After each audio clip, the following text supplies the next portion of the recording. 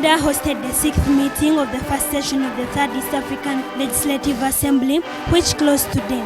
President Museveni officially closed the session today, emphasizing the need to push forward African integration and also making sure that East African community becomes a success.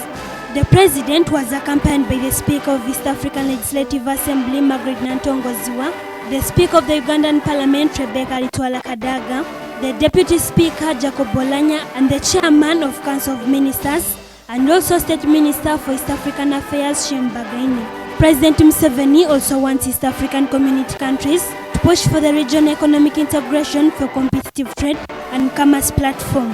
Museveni says countries must migrate from colonial bondages and click on the internal strength to exploit the idle resources. It is time for African leaders to desist from greedy decisions and instead concentrate on developing a strong continent, socially, economically, and politically. Museveni tasked the East African legislators to ensure that laws and policies passed are workable and can be effectively enforced.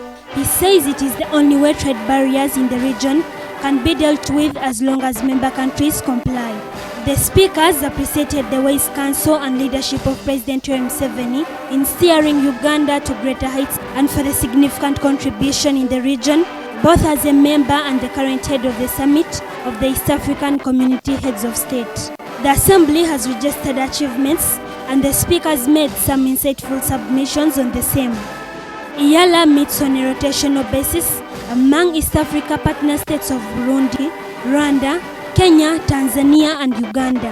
During this concluded session, bills have been passed into laws, like the One Border Stop Bill, East African Community Appropriation Bill, and adopted several motions.